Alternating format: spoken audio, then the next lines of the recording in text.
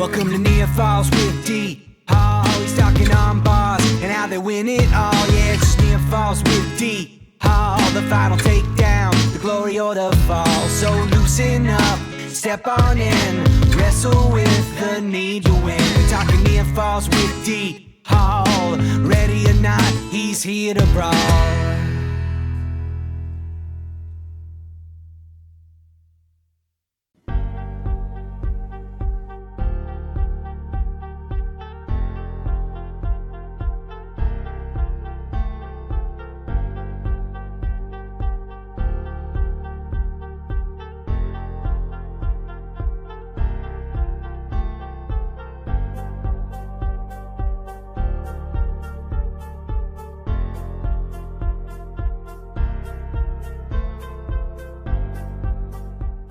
Welcome to the Near Falls WPIAL Show, where DL and Kaz are gonna tell you all the things you wanna know. Whether it's Trinity or Spencer Lee or Mr. Kurt Angle, just ask Vinny D, WPIAL, Ken and Mac for sure. They got the interviews to soothe your soul, because it's Near Falls in the WPIAL.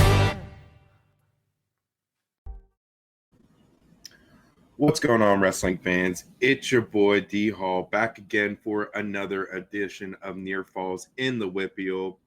Super excited for the show that we have planned for you guys tonight. Kaz is not here. He had a little bit of a scheduling conflict. So it's your boy D Hall for the day. I appreciate you guys hitting the play button. Don't forget to like, subscribe, follow, do all those things to help me out. I appreciate you guys. With that being said, let's just get right into it, man.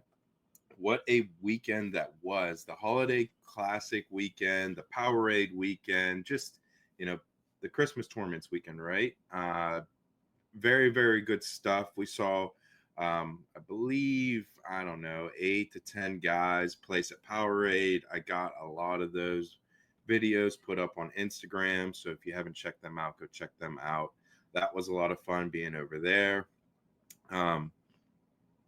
We'll talk about it here in a second, but that tournament's a mother effer. And those that you are listening out there, you know. So, but yeah, we'll get into that. But over at the Southmoreland Holiday Classic, that tournament, Sneaky, is growing, very quickly, and it's becoming a very nice Christmas tournament, very nice holiday tournament. So they had a bunch of different teams there, different states represented. I was interested to see how it would go with Coach Boring no longer being there. Obviously Coach Boring, longtime coach for Southmoreland, did a lot for that program. I know he's still around, but I also know that he's over at Derry. So I was interested to see and hear how it ran. From everything I heard, it was fantastic. So let's kind of run down that. 107 pounds, Nick Savannah goes out and gets the championship over Caden Braun of Freedom. So if you look at this bracket here, and a lot of what we talked about with, with Kaz on the Powerade preview, a lot of freshmen in this bracket. But it was interesting to see two WPIAL boys make the finals here, and both of them do it in pretty dominant fashion. Savannah went fall into the finals and then won a 5-2 decision over Caden Braun. Caden Braun for Freedom, the 2 seed, went fall into the finals. So good on the seating committee over there at Southmoreland, at least for this one. So let's move up to 114 pounds. We're going to run down Southmoreland, and then we'll dive into Powerade. And then we also have Trojan Wars to talk about just a little bit, and some Wheeling Park duels, nothing too crazy there. But yeah, it's pretty much what we'll dive into today. Okay, so you look at 114 pounds. Wagner from North Catholic goes out and gets the championship, Victor Wagner. So good to see some North Catholic guys get up in there and get a little juice. So that's awesome. Best center, Alex Medling, makes the finals out of the 3-seeded position. He beats Darius Simmons in a tight 8-7 decision match in the semis. But yeah, man, good on Wagner going out and finding a way to get on the podium there. I'm sure Mr. Lyles over there at North Catholic is very excited, and it's good to see them moving in the right direction. A new program, and all new programs in the WPIAL know that it's always nice to see them have a couple guys, and then next thing you know, they got a little team, and you know, more wrestling is good wrestling, in my opinion. All right. 121 pounds over at the varsity. Here we go. So, um, in this bracket here, we had, come on, here we go. We saw no WPIAL boys in the finals. Lucas Smith from Berlin's Brother Valley beat Rocky Kroll of Northeast in the finals. Not too much going here. We see Michael Warzen from Fox Chapel go out and make the semis. So it was good on him. Let's see where he finished on the backside. He took third. So good on Warzen to come back and take third. Nice win in the consolation semis 5-2, and a win for third 11-2. Man, that and we'll talk, we're going to talk to Coach Laddick here in a little bit once we get into the Powerade stuff and things of that nature. But man, coming back to take third after you take a tough loss on the front side, that is not an easy thing to do in this sport. So very cool to see that happen. And anytime I see it happen, we're going to talk about it in Powerade here at the Powerade tournament for one of the TJ guys here in a minute. But that's tough, man. To collect your thoughts, get yourself back together, and get out there and do the thing. It's very, very cool. All right. 127 pounds. Sloboda from Butler. No surprise here. Goes out and pretty much dominates through the tournament. I did and was interested to see if Landon Funk was able to get to him, which he was. Sloboda made quick work of him, though. Landon Funk's a guy that we're going to see push that state qualifier level. I truly believe that this year. I think he's going to be right there. But Sloboda is one of those guys that we're going to see push for a state championship medal. I believe that fully. He's just been on a solid rise since coming in. Hey guys, he beat Landon Sutton last year in the WPIAL finals. Landon Sutton obviously is wrestling probably the best we've ever seen him wrestle, right? But my man has that win in his back pocket. So that's something to be said right there. So that's at 127 pounds there for the Southmoreland class. All right, let's move on. 133 pounds. Cyrus Hurd from Northeast goes out and gets the championship over McClure from Bentworth. McClure, obviously one of the longtime favorites of the show, even though he's only a young sophomore. Impressive way to the finals for Horn. Another kid from Fox Chapel makes the semis. Fox Chapel had a really great weekend, and we're going to talk about the team standings when we're all done here. But Fox Chapel, Butler, obviously. Freedom had a good weekend. Best Center had a good weekend out here. Very, very interesting stuff. And, Fox Chapel, one of those teams that certainly, is going to make, in my opinion, a deep run at the WPIAL team tournament here next month. So, with that being said, McClure makes the finals, takes second. Abdil Sham, hopefully I said that right. He goes out and takes fifth place, so he drops a loss in the consolation semis to Tinsman, which was 10-9 decision. So that one was tight in itself. But yeah, all the way around, pretty good bracket here, 133 pounds. McClure, not surprised to see him up this heavy, 133. Saw some of his results earlier in the year, but he was a big kid, man, tall, long, lanky. So not surprised to see him up here, but man, one of those kids that's very, very good on top. And I've said it numerous times on this show. Top game travels, man. Travels to wherever you want to go to, and that's something that you can hang your hat on. And him being a young sophomore and has a really good top game, I just think that's going to help him out. So I obviously big Drake McClure fan. All right, 139 pounds. Gildan Bracken from United goes out and gets the championship here. He takes it over Owen Campbell. Owen Campbell had a pretty good weekend in itself. Tech fall, medical forfeit in the looks like quarterfinals, and then the semis. He had a 5-3 decision over Connor Kimmy from Northeast. takes a loss to Bracken in the finals. Bracken looked like he was the class of the tournament here. With a fall, and a tech fall in the finals. Uh, but impressive stuff to see Campbell make the finals here. Another one of those Plum guys. Plum, um, for the last few years now, I've had a very solid team with very solid individuals. Owen Campbell, certainly one of those guys. So, very interested to see how he did here. Very interested to see how he's going to do at the Allegheny County tournament here in a couple of weeks. All right, 145-pound class. We're going to talk about the champion here, and then we're going to break for a minute. We're going to have the champion, Mr. Ramil Islamov, on the show. We're going to talk about his performance out here at the Southmoreland Holiday Classic.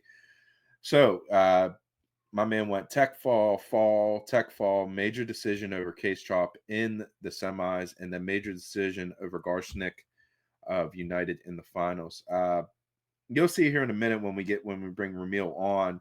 I don't think he was expecting to see Case Chop in the 5 seed position, but for Case Chop, one of those guys that has a win over Dalton Perry. Really, really high level guy in the WPIAL, and these two have wrestled a few times. They wrestled, I believe, at the Southmoreland Holiday Classic last year, which we talked about, and then they wrestled at the section tournament last year. So they have a little bit of history. Meals kind of had the better of it, and he seems to have widened the gap here. But like I said, Case Chop, I feel like, is one of those guys that's going to make the state tournament, has a good chance to make a deep run. But Ramil, just a little bit too much here for the Baldwin Highlanders. Like I said, he went tech fall, tech fall, major decision 10-1, and major decision 10-0 in the finals. Just impressive performance for Ramil Islamov. In the process, he goes out and breaks the Baldwin High School wins record. So that was very cool. So with all that, I thought it was enough to bring the dude on. Not anything against the Powerade guys. They all, obviously a little bit of a tougher tournament to place at, but kind of all canceled each other out. So, yeah, with that being said, let's have a nice conversation with my main man, Ramil Islamov. All right. Joining me now on the call, we have Baldwin's Ramil Islamov. How are you, sir? Good, good. How are you guys? Doing real good indeed. Thank you so much for coming on, man. First things first, congratulations on your win at the Southmoreland Classic, and congratulations on the Baldwin's all-time wins leader. Thank you, thank you. Cool, man. So talk to me about your weekend. You go into the Southmoreland Classic, a tournament that you've been in a few times, but man, dominant performance pretty much across the board. You look down the list. I think I saw pinfall, major decision over Chop, and then pin or tech in the finals. Just talk about your weekend and how were you able to obtain the high level? Well, coming into the tournament, I kind of knew that I'd probably be the 1 seed. But I wasn't expecting having Chop on my side, so that kind of shocked me. And the first day was kind of easy, I would say. And then I knew that obviously Chop's not an easy match for anybody. So I had to, keep a high pace the whole match, and I ended up getting to my attacks really well. Ended up beating him I think it was like 10-1. 10-1. Yep. Yeah. I mean, just talk about that little rivalry with him. You wrestled him last year at the Classic, right? Yeah. I wrestled him in the finals of Southmoreland last year, and it was like a really close match, and I only beat him 10-5. And then I wrestled him at whips for like third and fourth, and I think I only beat him like 9-4. So this was a pretty dominant performance on how like these matches were in the past. You go into the finals and get it done. Same mindset as the semis, just go out there, get it done, score points. Yeah, for sure. I had some kid from United that was pretty tough. He had a win over Louis Gill last year and all this stuff. So I knew he was tough, but again, like if I get to my attacks and I keep a high pace, then I think I can beat anybody. Love that. Talk to me about West Virginia, man. Why was that the decision where you decided to go? Um, so I got up there on my visits and just spending time with Flynn and Port and all the other coaches up there. Like they're really like good people, you know. Um, and then especially like the team, like I have guys like Peyton Hall up there and Ty Waters that those are the guys that I just want to be around because those guys have done it and it's like good to be around people like that. So that was kind of the main, and it's just like I really like it up there. It's Nice. like it's really nice. So the other thing I got to talk to you about, I know that you are like a high level boxer. Mm.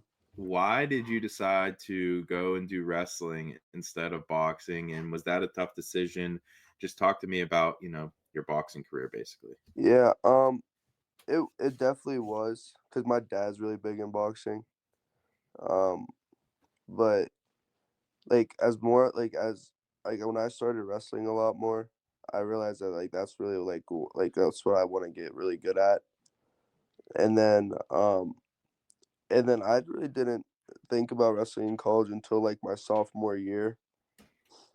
And then that's when I kind of like turned up and stuff and I started doing pretty good. And boxing I still box like it's like still kind of a thing. And I like after college like I want to get into MMA. So that's like always what's it called? Gonna be like in my back pocket.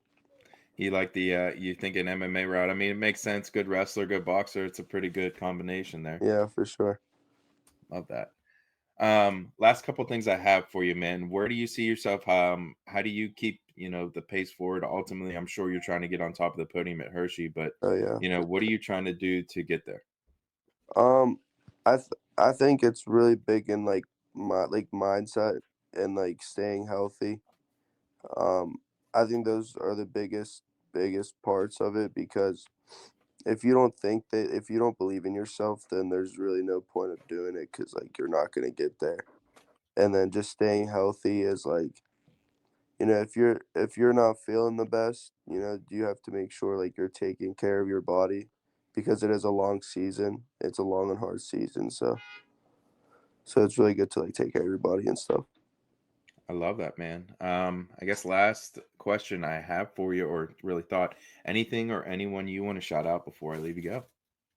Um, I want to shout out Coach Waters for always being there for me and getting me this far for sure. Gotta love, man. That dude gets enough love on the show. Now I'm just kidding. Shout out to Coach J Dubs. Love him. But yeah, man, congratulations on the record. Congratulations on the championship this weekend. Keep it Appreciate rolling, it. dude. We Yep. got a Thank you. couple more months to go. Just keep on grinding, Oh yeah. my man. Much love. We'll Yep. see you soon. Yep. See ya. All right, and that was Ramil Islamov. Thank you so much for coming on, Ramil. I appreciate it. Fantastic weekend for you. Keep it rolling, and excited to see how you do at the end of the year. All right, 152 pounds over here at the Southmoreland Holiday Classic. We have Gavin Rush making the finals for the Butler area high school tornadoes, the Golden Tornadoes, as they call it. He defeats Jonah Eardley from Fraser. One of those guys that, or I'm sorry, Jonah Early defeats Gavin Rush 4-3 in a tight decision. Pretty good representation here from the WPIAL, at least in the semis. Early goes out and makes the semis. Trent Reese from Plum goes out and makes the semis. Um, but Early goes out and gets a 4-3 decision over Reese in the semis, and then a 4-3 decision over Rush. So two nice WPIAL wins there for Early, a guy that we've been watching for a few years now, first under Coach Buck, and now under Coach Ty Kenny. Fraser, one of those, little small schools that um, are finding their way, man. And, they've had some of the best dudes, really come through the WPIAL and the Lawrence brothers. So it's kind of finding that next punch for them. And I have full confidence in Ty Kenny that they'll figure that out. So good stuff there for Mr. Jonah Eardley. All right, 160 pounds. We see Jalen Culp win the championship over Owen Ivchik. Bentworth Ivchik and gets the tight. Well, let's talk about this. He went pin, tech fall to get to the semis. And then so once he got to the semis, he saw a Frazier boy that we just talked about, Frazier and all the good things they're doing. He saw Mr. Ryan Shalashi, another guy that's been there, been around, did big things with Coach Buck. So he goes out and makes the semis, but loses a tight 10-9 decision to Owen Ivich. Owen Ivich loses in the finals by major decision, but good to see the Bentworth boy get up there on the final stage. On the backside, the one I was kind of interested, Shalashi goes back and takes third. First of all, like I talked about off the top, very cool to see anyone who takes a tough loss in the semis, quarters, wherever it may be, to go back and take third. That's grown man stuff. That's awesome. Gavin McRae from Freedom goes out and takes fifth. A guy that I know is working his tail off. Had been working closely with Coach Ty Alberts. So I expect him to continue his rise and figure it out along the way. And I think he's going to be right there at the end of the year, that being Gavin McRae over at Freedom for Coach Zeke Stroop and Coach Tyler Alberts, and of course, Coach JP, Jake Pale, my man.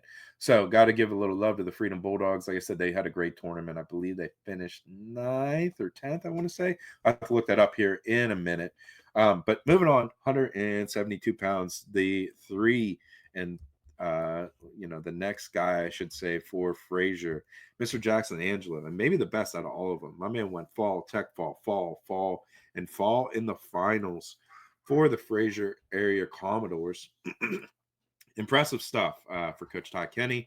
Goes out and gets the championship. That 3-pack for the Frazier Bulldogs, or I'm sorry, the Frazier Commodores is pretty nice. So he goes out and gets the the fall, I'm sorry, over Zavitz from Corey. Lehue from Best Center makes the semis. He takes a tough loss to Savitz. But again, the talk of this bracket has to be Jackson Angelo. Goes out and wins the championship in really dominating fashion. So that was pretty impressive to see that. Lehue comes back and takes 5th. So a lot of our guys, Seppelback comes and takes 7th. A lot of these guys are coming back and finding a way to get on the podium after taking tough losses, which is what you want to see. All right.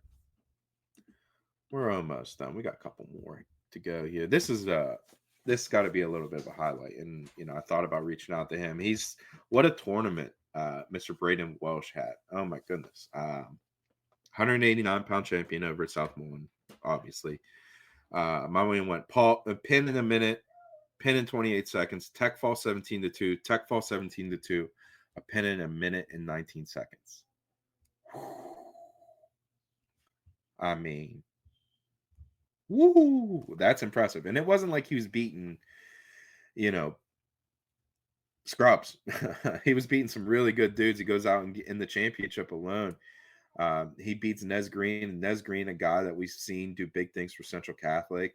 I know he's working out, I'm sure, with Roman Thompson, who's one of the best guys in the upper weight classes. But yeah, goes out and pins Nez Green in the finals. Braden Welsh, I believe he's going to Brown. Just one of those dudes that tall, seems to have found his way into his body and is just learning to score from all different ways and pinning dudes from every spot. So yeah, Braden Welsh is going to be problems for this whole year up at 189 pounds. Just the way he moves, how big he is, the size, he's long. So yeah, goes out and I believe he won the OW at this tournament. So that makes sense. Braden Welsh, over at the Fort Cherry Ranger, just impressive stuff for him. And again, Nez Green go out and take it second. Nez Green's no slouch. I mean, very, very nice tournament for Nez. All right, 215 pounds. Nez Green's teammate, workout partner, whatever you want to call it, Roman Thompson. And this is a guy that we've known. Last year we saw do big things, and it's kind of like a sleeping giant type of deal, right? And it certainly looks like he's on his way to being woken up. Roman Thompson goes out and gets the fall, tech fall, and then tech fall 19-3 in the finals. I mean, dominant performance. Beats Hagens from Somerset, who we've seen here do big things at this tournament in the past. But yeah, the it's got to be Roman Thompson in this conversation for this weight class. I'm really interested to see where he stacks up in the WPIAL. I know that 215 is another one of those classes that is it's tough. But he's still so freaking young that like by the end of his high school career, if he decides to stick with wrestling and keep doing his thing, he's going to be very, very, very good. So one of those guys that we need to put a highlighter on and just keep track of because I think he's going to do big things not only this year but in the future. All right, the last one, 285 pounds. We see Rowan Holmes of Somerset go out and get the championship, pretty much dominating fashion as well. Pin, and pin in the finals. Goes out and beats Jonah McCoy from Westmont Hilltop. Not too much going on as far as the WPIAL side of things here. Didn't have anyone make the semis. More of a different world out there. But still, impressive stuff all the way down the list for the WPIAL. And you look at the results just of the team aspect. Let's see here. I had it right here. Like I said, I know that we had a couple teams finish in the top 10, which is, I don't know, there was 33 teams here or 35 teams here or something. So not bad. You know what I mean? Like that's not bad at all for, obviously it's not the Powerade, but it's a great B level tournament. Butler takes second, Fox Chapel takes fourth, Freedom takes seventh, Burgestown takes eighth, Fraser takes ninth, and Best Center takes 10th. So what do we got? 1, 2, 3, 4, 5, 6 in the top 10. I'll take that. That's solid. And the powers that be over at Southmoreland, they're trying to bring in some of these nice schools, the United, the Northeast, Corey. So these schools are, pretty solid. Indian Land from South Carolina, they came up. That's very cool. Rock County, Virginia was up there. So a couple different states represented over there at the Southmoreland Holiday Classic. All right. Let's break for a word from our sponsors. First sponsor first, our main man, Mr. Smitty over in Steubenville, Ohio, the Carpet Corner man. Smitty's Carpet Corners, thank you so much for sponsoring the show. We appreciate all the love and support. If you guys out there have not seen or have not purchased Smitty's Carpet Corner for your competition mats, what are you doing? This is the best carpet corners in the game. Protect your investment. Beautiful red and green corners in the side of the mat. You can get them customized. Check them out on smittyscarpetcorners.com. It's a no-brainer. Class up your event with Smitty's Carpet Corners. All right, next sponsor we have, and we're going to talk a little bit about him at the end of the show. I'm excited. I talked to him a little bit at Powerade, but man, what a great dude over at the D1 Wrestling Club. Snapper, as they call him, but as his correct name is James Fleming, one of the best to ever do it, a West Mifflin grad, a guy that wrestled on the highest level. Just awesome stuff. So just go on d1wrestling.com, go check him out. He's there pretty much, he said 7 days a week. If you want to get a workout in, give him a call, shoot him a text. He's down to come and get a workout in, help train you. And that's down in West Jefferson Hills, as my friend Michael Laddick loves to say, which we'll talk to him here in a second. But yeah, that little old club down there in West Jefferson Hills. Thank you so much, D1 Wrestling Club, for supporting the show. We really, really appreciate it. All right, and the third sponsor of the show, you see the logo up in the right-hand corner of my picture. One of my favorite guys in the WPIAL wrestling community, Mr. Jim Akerley over at Quest School of Wrestling. Thank you so much for sponsoring the show. I really, really appreciate it. You've been producing so many top level guys over the years. To be sponsored and supported by you feels very, very cool. And again, thank you so much. Quest School of Wrestling, go on Quest School of Wrestling, check them out. They are over there, 84, Cannonsburg area. Been there for years and years. The building up on the hill. So go over there, check them out. The service is not the greatest when you go over there. I will say that. So make sure that you have it put in your phone before you get there to find it. So when you get there, the service is a little spotty, but either way, fantastic, fantastic wrestling gym that's produced some of the best guys that the WPIAL have seen over the last 10, 15, 20 years. So the names speak for themselves. You go in there and you see on the wall, everyone's, all their hats are hung up there on the wall. So Jim Akerley does it right. That's Quest School of Wrestling over there in 84 PA. All right. And that was the sponsors. Again, thank you guys so much for supporting the show. Thank you guys for listening. I really appreciate it. And let's get right into Powerade. All right. We'll run down this because obviously it's not like the WPIAL had a fantastic time there. I mean, it's a tough tournament. It's one of the toughest tournaments in the country. Frank has built it to be that way, and he succeeded. But in that, we see guys break out, or guys that have never really found that next level, find a way to get there, whether they be senior, sophomore, junior, whatever. It doesn't matter. It's a very big tournament to see. All right, who's some of our elite guys in the WPIAL? Where do they stack up with some of the best, and where are they going to be at the end of the year? So it's a very, very nice data point for some of the top competition in the WPIAL. So that being said, let's just run right into it.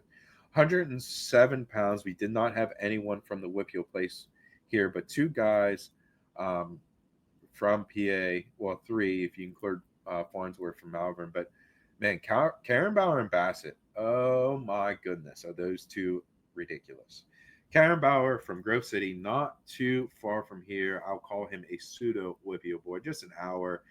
Really, Grove City's pretty much closer to me than it is to get to Greensburg, Salem, or some of those things sometimes. So good for Chase Karen Bauer, and a kid that we've heard about for years, ripping through the junior scene, and continues his fantastic wrestling here at the Powerade Championships. Goes out and wins it, 5-3 decision in the finals, and back and forth match. Gets a reversal late to win it. And the Keegan Bassett Karen Bauer match before that, it was very close. 7-2 doesn't really tell the story. Karen Bauer gets a late takedown to kind of ice it, but those two, they've wrestled a bunch. They're going to wrestle again, and I expect nothing but a dog fight.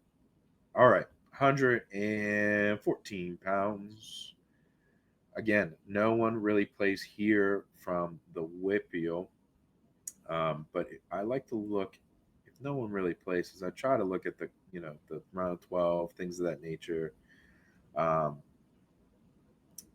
Eli Herring was close in this one. I'm sorry, Eli Herring took 7th. Round off. But yeah, it's just a tough weight class. I wanted to see how Rice did for Connellsville. He had kind of a tough tournament. I'm sorry, not Rice. Lynn, and also Squirrel. See how he did on the front side. It's a tough tournament, man. You got to be ready to go. And these dudes, they are something. Like I said, Dylan Barrett, I remember watching that one as caution out. Just tough, man. Tough all the way around. I expect to see some of those dudes to do really well at the end of the year. I expected to see one or two of them to get on the podium. But with that being said, that's the way the cookie crumbles. All right, 121 pounds. The big bright spot for the WPIAL, Mr. Landon Sidden, goes out and gets the championship at 121 pounds. He is so impressive. Just finds a way to stay in really good position across the way. He moves so well, so fast, so explosive. Um, I don't know. I look at it like if you can build a perfect wrestler in the lab, it might be one of the dudes you come out with for a 121 pounder. He's built like a brick shit house. Just impressive all the way to the finals. Beats a kid from Del Barton in the quarters, beats a kid from Malvern in the semis, and then beats a kid from Christian's Brothers Academy in New Jersey in the finals. Just very, very impressive stuff. Now he's won Beast, he's won Powerade, and I know that he's wrestling in the Doc B this weekend, which is out in Cali. So good on him, man. Excited to see what he does this weekend. Just a class act all the way around. All right, 127 pounds. Carson Brown goes on and gets the championship over Matt O'Neill. Dom Deputy takes third over Nika Finella. Nika Finella, fantastic. I interviewed him. Fantastic weekend for him. Even the third, fourth place match, Dom Deputy hit kind of like a reversal into a cradle, and they kind of got stuck there. Wasn't even a pinning position. The Finella's shoulder was up.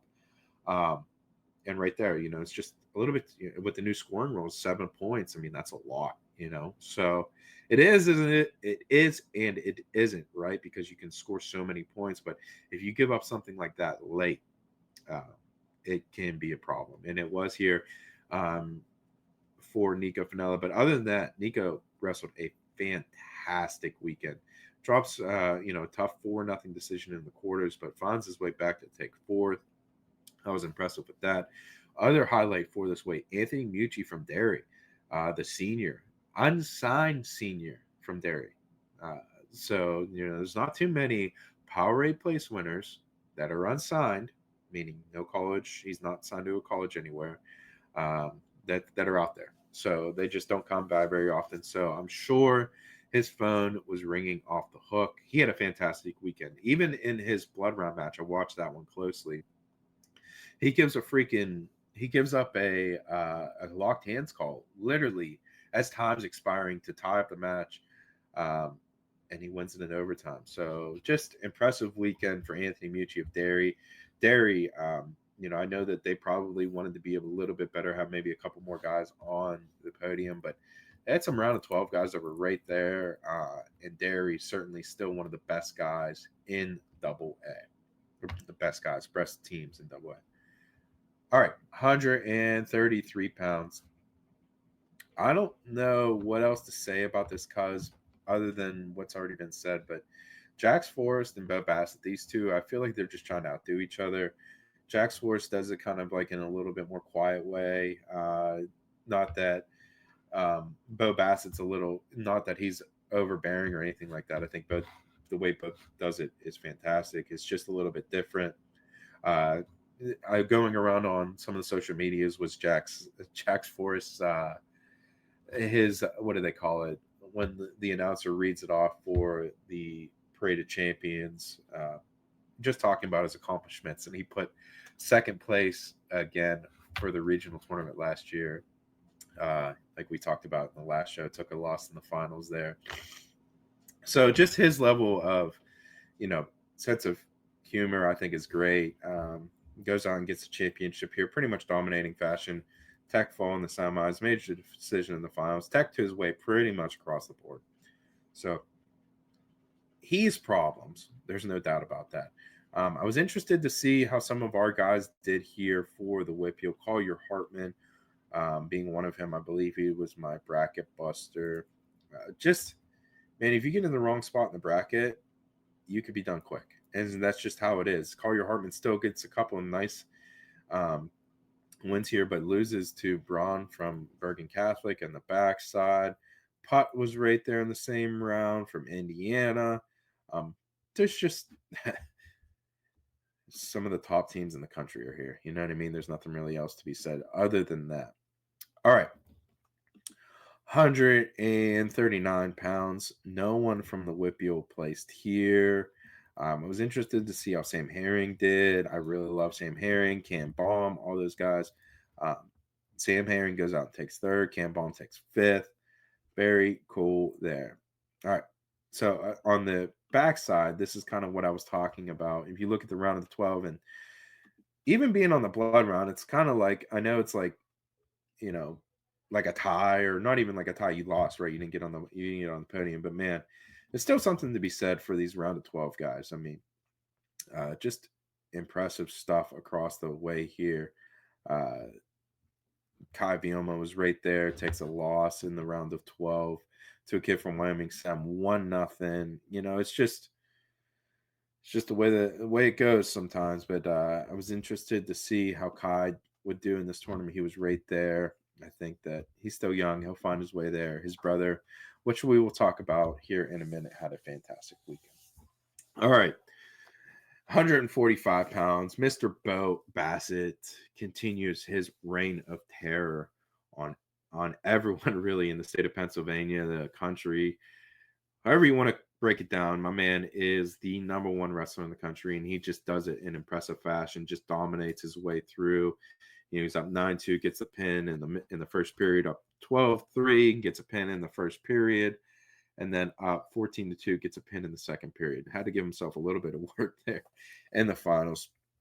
But there's not much else that needs to be said for him. He's just dominant. Hudson Homan gets on the podium here for Grove City, takes 5th place there for the Grove City Eagles, I believe they are. So moving down to the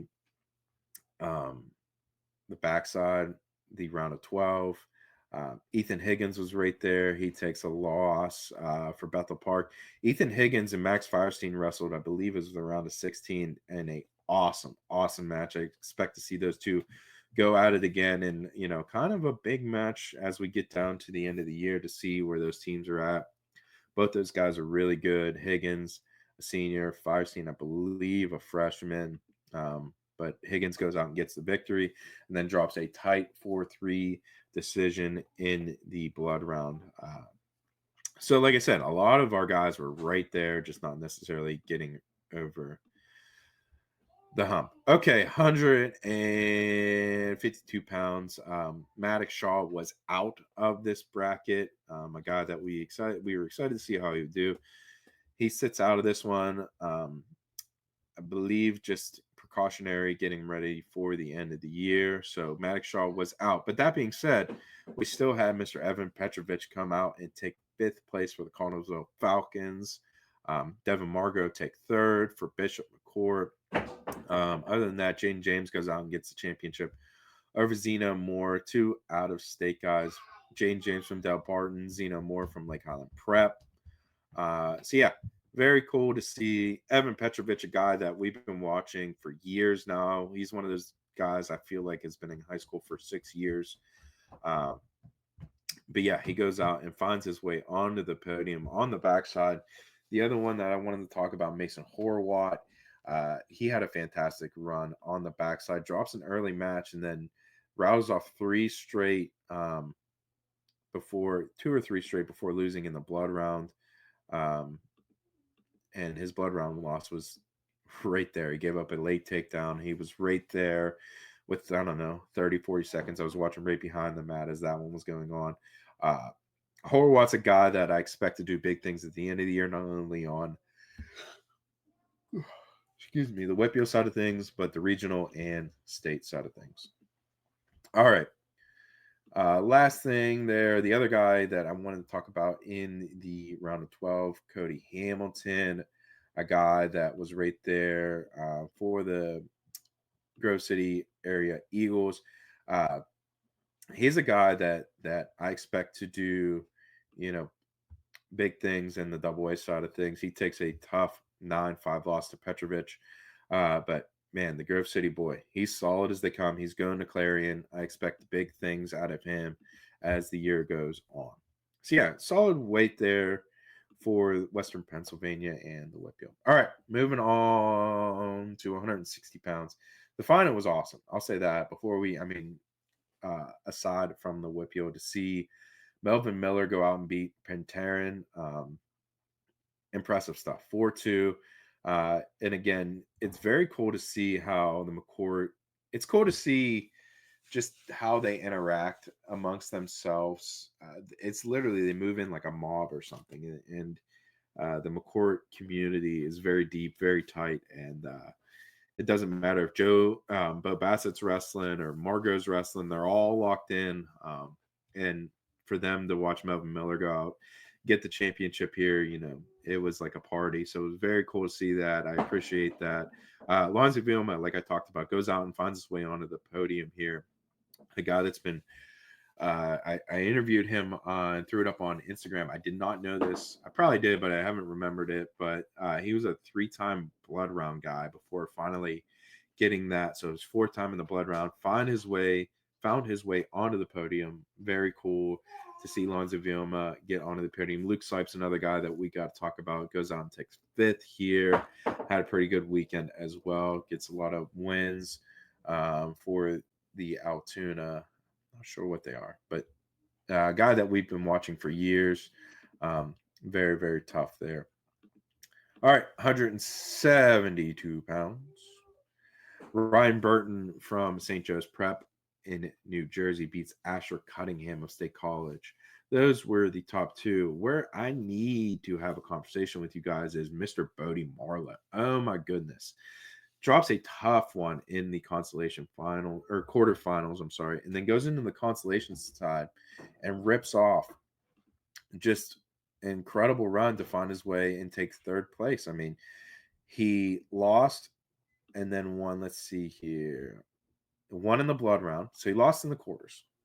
Beats Isaac Lazinski in the blood round, which Isaac Lazinski had a great tournament in his own right. Gage Wenzel finds his way onto the podium, which I believe he was one of my bracket busters. So good on me on that, which I didn't have many. So I'll take the victory lap when I can. But Bodie Marlowe goes out on the backside. Tex Lasinski, major decisions, kid from Father Judge, goes out and wins a tight 7-6 decision over Sumplemek from Notre Dame Green Pond, and then goes out and wins by major decision in for 3rd and 4th over a kid from Tennessee. So like we talked about, and we'll talk about here in a minute with Coach Laddick from TJ, just grown man stuff right there. Very cool to see Bodie come back and take 3rd. And he's a guy that for sure we are going to see more of as the year goes on. I think 3rd at Beast, 3rd at this. Impressive stuff there. 189 pounds. One of the best weights for the WPIAL, in my opinion. We see Hunter Snyder go out and take 4th place here for Grady Latrobe. You love to see that. He's a guy that only a sophomore. A guy I watch wrestle Sean Taylor at the Midwinter Mayhem last year, or not Midwinter, I'm sorry. It would have been Central Mountain, King of the Mountain, and gave him a really good match. And I instantly put him on my radar. And, a guy that we've been hearing about for years from Coach Mears and the crew over at Latrobe. And he really showed us why he's one of the class of the WPIAL. Goes out and takes 4th place here. But also, like I just said, great weekend for the WPIAL here. Tassel WPIAL goes out and takes 6th place for Penn Trafford. Mark Gray takes 7th place for Kiski. So you got 3 guys on the podium for the WPIAL. And then on the backside, even though we only had 3, I know that. So Pat's had an upset in, I don't know, it was the round of 32 or something, beats the 2 seed from Malvern Prep. Mark Gray also good on both of our boys there. Mark Gray goes out and beats Brady Brown in the blood round. Brady Brown, a guy for Derry. He's a round 12 guy. That's pretty cool. Henry Patz is a round of 12 guy. And we had Tassel Whipple and Mark Gray get through. So, 3 guys place, a bunch of dudes in the blood round. Very, very good weight for the WPIAL. And I interviewed both Whipple and Gray. Go on there, check them out on my Instagram. All right, 215 pounds. Austin Johnson comes up short against Jude Correa. Jude Correa is another one of those guys that I feel like has been around forever. When I watched him beat Max Stout, I believe he was either a freshman or sophomore, I was like, all right, so that's a guy that we're going to have to keep our eye on, much like the kid that went to Ohio State, Feldman from Malvern. is just one of those kids that have been around, and 215 for years now. It's just a big kid. It's really really good. Recently, I believe he just changed. He was, I think, Michigan. Now he's going to Cornell. So Correa, impressive stuff there. Austin Johnson finds his way into the finals, beats Lawler from McDevitt in the semis. Roskowski finds his way onto the podium here, takes 6 for Kiski, 2 upper weights here for Kiski, and I believe so. That reminded me. So 172 pounds. If we can jump back, Isaac Lisinski did take a loss to Mario Hutcherson in the opening round or second round, I want to say. But Mario Hutcherson, a guy that both Kaz and I expected to do, big things, maybe find his way on the podium. Who knows? Got sick. So I know I got a bunch of texts about that. Whether he was hurt, whatever, because he wrestled and then didn't wrestle, he forfeited out, whatever. He wasn't hurt. He was sick. He's fine. Everything's good. So excited to see what he does. And again, you look at Roskowski back up to 215 pounds. Those heavyweights for Kiski, and we've said it a bunch, but they are problems. And heavyweight high, or bigger weight high, whatever you want to call it over there, Kiski, impressive stuff. All right, last weight class here. Two guys, got on the podium for the WPIAL. Colin White beat Ben Lloyd for 7th and 8th. Colin White is a guy for West Green, little old West Green, down there in Beaver County. That's where I was this weekend. Greene County, rather. Goes out and gets on the podium. And of course, I said those two only. And Shep Turk, of course, from Thomas Jefferson, takes 5th place, gets a fall in the blood round, got a fall for 5th and 6th, which ultimately helped propel Thomas Jefferson to a 9th place finish, a top 10 finish in the Powerade. And I'm excited to bring on Coach Lag, talk about his guys. I mean, a 9th place finish without one of the best guys in the country in Maddox Shaw, to me, is just really, really impressive. So without further ado, let's bring him on. And that was the Powerade recap, but let's bring on our guy, Mr. Michael Ladd. All right. I am here on the Quest School of Wrestling interview with head coach of Thomas Jefferson High School, Mr. Michael Laddick. How are you, sir? Hey, D-Hall, what's going on, brother? My man. First things first, congratulations on a fantastic weekend. Thank you. Appreciate that. That was a long stretch coming out of Beast of the East and then, getting like right into Christmas and then right into Powerade. That was real hard on our kids, but they certainly performed well. Yeah, man, no doubt about it. And we're gonna dive right into that. And it wasn't just your stars. Like, you have your Shep Turk and you have your Bodie Marlowe, but you had a bunch of guys that won a lot of matches on the backside of the tournament, and may not have necessarily got on the podium, but man, really, really sneaky team that you have over there at TJ. Yeah, so, I mean, you start down below. You look at the performance of Zach Rehak. He did really well. 6 was a very tough bracket. Those freshmen and sophomores are sneaky. They're light and they're aggressive, and they're far more advanced than what they were back in the day. And, it's a fast-moving weight, so you got to score early and scored hard.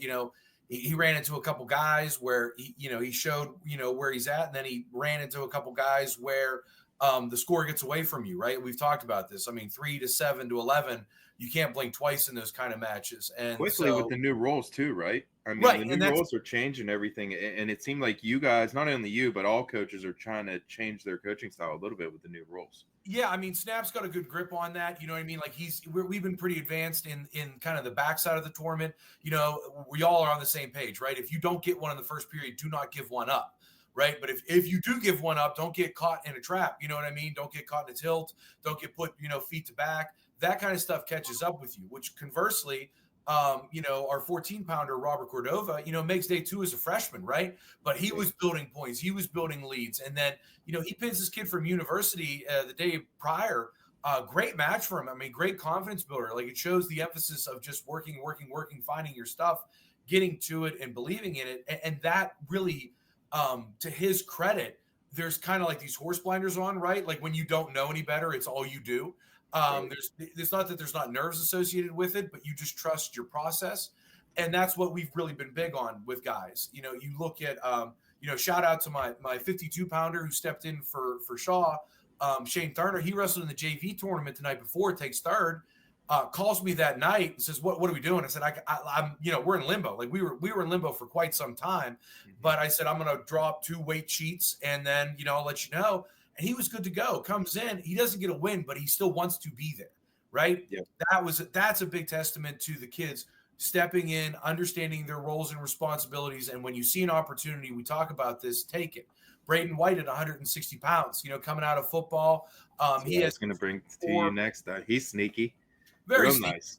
Oh, he's a great kid. I mean, just phenomenal. He was supposed to come out and wrestle last year, but had some things that he had to take care of post-football with a couple. He was banged up a little bit. And that's the benefit of having a Shep Turk, a Trent Miller, those guys who play football that are like, hey, come on, bud. Like this is fun. You know what I mean? Like, come on board. We kind of hit him under the radar a little bit because we wanted him to get down the weight. We kind of knew there was a progression plan, getting Shaw out of 60 down to 54. We wanted him to get in shape. He had a real good Beast of the East weekend, went like 5-2 or something down there, at least 4-2 down there for his first weekend back. Gets his feet, goes, wrestles a great match against Sipes from Altoona. He's only wrestled bangers, right? I mean, like he just came into absolute monsters, and he's still piecing it together, just getting his footing back, getting timing and everything, getting adjusted to the new rules.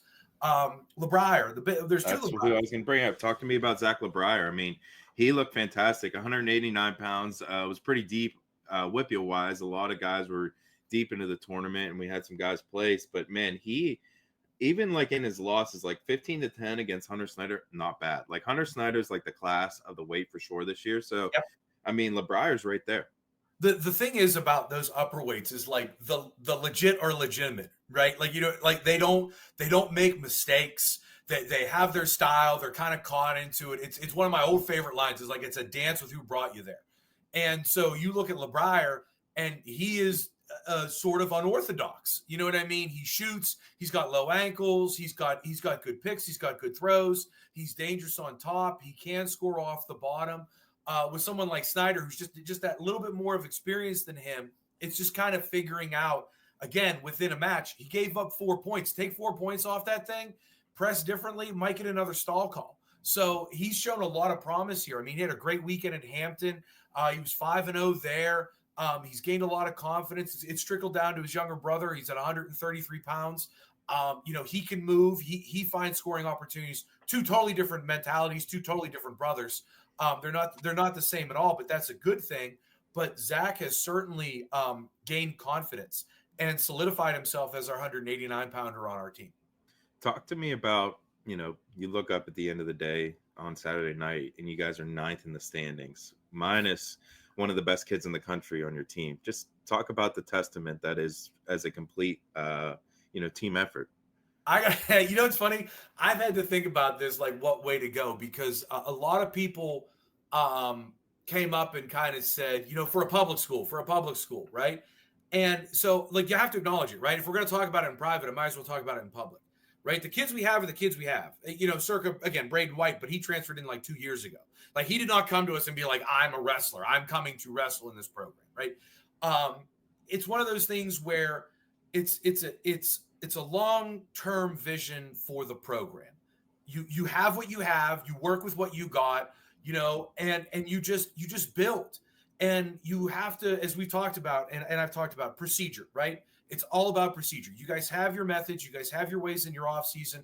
When you come back home to base, we have a process. And we're going to adapt our process to your methods, and we're going to find a way forward. It's always going forward. We can't go 1 step back, but we have to go 2 forward at that point. You look at the names on the board that are ahead of us. I mean, say what you want, but homegrown is not what I think of. And I'm proud for us and for our program and for other programs like Connellsville and Kiski, who step in, and those are the standard, right? Like those guys are the bar in Western Pennsylvania. That's what you think of. They may be down, but they're never out. They're always working their way back in, and that is clearly evident. And if you look at all the teams at the top of the WPIAL right now, Connellsville, Franklin Regional, Norwin, Bethel Park, North Allegheny, Kiski, like those teams are grounded in consistency. And that's something that we've tried to do at Thomas Jefferson. I've been lucky enough that ever since we got in the tournament about 7 years ago, 6-7 years ago, we've always had guys on the podium. But the backside of it, like you talked about earlier, is where it got us. That's where you kind of hang around in that 15 to 25 team point. But you look at that opening round, I don't even care. I took a picture after the first round. You know what I mean? Because we were first, and I was like, look at these team names underneath us. Like, this is hilarious. Like, these guys are recruiting from all over the country. You know what I mean? You got 14 Catholic schools and 3 prep schools and 2 private charter schools based out of Aruba, you know, on the leaderboard. Here's old little West Jefferson Hills School District at the top. But that's how you get there and stay there long term. Right? We may not have guys that are seeded. We may not have guys that are in the best position in the bracket, but they score where they're at and they move and they progress forward as best as they can. Everyone preaches it, but who actually practices it? One match at a time. We did that for the first 64 and the first half of the round of 32. I mean, we were right there. And when you build that lead, you build confidence, and it's like, hey guys, we're within reach. We're within reach of day 2. Let's go here. And they did that. And so I'm proud of that. And it's nice to know that guys within our wrestling space, actually look at that and go, hey, that's a good little mark. Same thing down at the Beast. I mean, we were 12th down at Beast of the East. We ran into the same measure. There was only one public school above us down at Beast of the East. That's another thing that we were very proud of. You know, you got to get through this month of December. And now let's see what it looks like with midwinter and counties coming up. Let's see if we can keep this ball rolling, or if it was a little bit of magic and smoke show. All right. Last question I have for you before I leave you go. And I got to give you kind of a tough one. Where do you think you stack up at the end of the year, man? The WPIAL team race is tightly contested. A lot of parity. I think most experts would consider Connellsville probably the favorite. But after that, it's kind of wide open. So get behind you, ask him where we're at. Little guy. He doesn't know. You got to be realistic. Like you have to wrestle. Hey, buddy, what's going on, man? You have to wrestle with a chip on your shoulder the whole way. There's no doubt that Connellsville's class until someone beats them. That's it, right? Like you have to acknowledge that. And they're deep. They're 2-3 deep at every single weight class. If you want to know where I think we're at, I think we're at a place where it comes down to health and 2-pound allowance. I don't think any team is going to look the same as of January 1st, as of tomorrow, okay? You look at our match with Ringgold. They have guys coming down. We wrestle that. It's a totally different match. They have 2 or 3 guys there. Ringgold's tough. They got some hammers. They're very tough, right? You look at our match with Bell Vernon. You run that back, okay? We haven't wrestled Ringgold, but they have guys moving down, and they have guys that are contenders.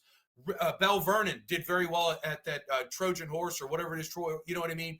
That right there shows where teams are at. That doesn't take into account that all of us kind of are not saying it, but all of us are kind of looking at, like, when you're at Powerade, you know what I mean? Like, I'm looking at Franklin Regional, I'm looking at Norwood, I'm looking at Bethel Park. You know what I mean? Like, we're all kind of in the same battle. But where do I think we are? I think we're competitive. I think it's fair to say that. I think that where we need to improve at, we found some holes. But the bad news about that D Hall is if we saw a hole, others did too. So we need to fix it, make these corrections. And then when it comes time to piece that together, when it comes tournament time, we're the only sport that doesn't get a timeout. It's the best and worst thing. Because if you catch momentum and you're on the right side of the track, you can get running. If the bottom falls out. I never thought of it that way. We don't have a timeout. That's a good point. What's that? We don't have a timeout, so it's not like you could stop the momentum or get the momentum. No. Yeah. Oh my God. Hell no. It's terrible. I mean, you're sitting there and you're like, sometimes you're as a coach and you're watching it and you're going, oh my God, how do I get, you know what I mean? Like, you got to like stop, like you're keeping the calm face on, but on the inside, you're like, got to move this piece, got to move this piece, got to move this piece. And it happens so fast. And if you make a strategic error, if you bump a guy or leave a guy in a certain position for a certain matchup and it doesn't go your way, right? Like, you look at, let's real quick. Like if you look at the top 4 in every single weight class, right? Everyone knows who those guys are. It's all the guys that are not there, that are unnamed at that moment, that win the big matches. Like someone's going to make a strategic decision to say, I'm going to put this kid against this kid, right? they're not brand name, but they're the most important match because our best guys are worth the same as everyone else on the team. Everyone's only worth 6 points, excluding you punch someone or do something stupid or say something and cost a team point. Everybody has the same value. So it's about making sure that we keep our guys who are up here, and bringing more guys along the way so that when they get in those crunch moments, a tech fall becomes a major becomes a decision becomes a win, or a guy who is just a dog and he's fighting, bang, catches one, gets a pin, whoosh, momentum sent the other way, could change the whole story. You could go from the quarters to the semis to the finals like that, especially in a 3-day time period. Last question I got for you. Give me your dad's obviously been around for a long time. We've talked a bunch about him, but give me the effect Snapper, Mr. Fleming, has had on your program. Remarkable. It's my dad and I learn from Snapper every day. Every single day we learn from Snapper. He is the biggest process guy that we have. If you see me, I kind of withdraw myself out of the chair a lot. I let him and my dad do it. My dad has the calm and he has the character to sit in there and kind of absorb the pandemonium, if you will. But Snapper is like in the Matrix. He's like seeing things. He's ahead of it. He's predictive. You know what I mean? He sees it. He says it. He doesn't hesitate. You look at how he's helped our higher end guys, our higher caliber guys versus those guys who maybe don't have as much experience or right on the brink of it. It's 100% the same. You wouldn't know the difference the way he coaches. He literally is physically hands-on with every kid in practice every single day. My dad just rotates the other way around him. You know what I mean? Like, I say this respectfully, and this is in no marker against my dad, but my dad is not showing Shaw and Marlowe technique. But my dad is in the. I'm saying that respectfully, and he knows. 100%. No, but my dad is in there every day, pummeling with Shep and working with Shep, and like he knows where he can wrestle and what he wants to do and how he wants to do it. The fact your pops is in there pummeling with Shep is something. That's something.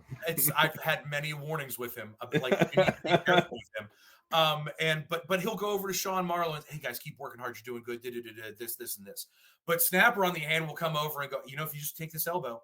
If you just move this, if you just grab this wrist, if you just rotate here, if you come around here, guys, you're going far ankle, you need to go near ankle. I mean, I can go down the hole, but I mean, if I'm not already there, I need to dig myself out of it. But he has foresight like on another level. And that kind of builds into my philosophy of let your coaches coach, right? Like, don't stop a good thing. Don't stop a good thing at all. And don't, all right, buddy, you get the kids running around. I love it. That's like Snapper. That's literally Snapper practice. Snap, bring it back in. Come on back in. No, but he's been great. I mean, he has future and he has a lot of a vision ahead and in big time moments, big time player. I mean, you look at the semifinals in the Beast of the East and the adjustments that Marlowe made coming out of that, coming back through in third. Same thing, losing in the quarterfinals of Beast. I mean, Snap is not giving him diatribe and dissertation. It is really, if you do this, if you can find this, this is it. And it's not moves.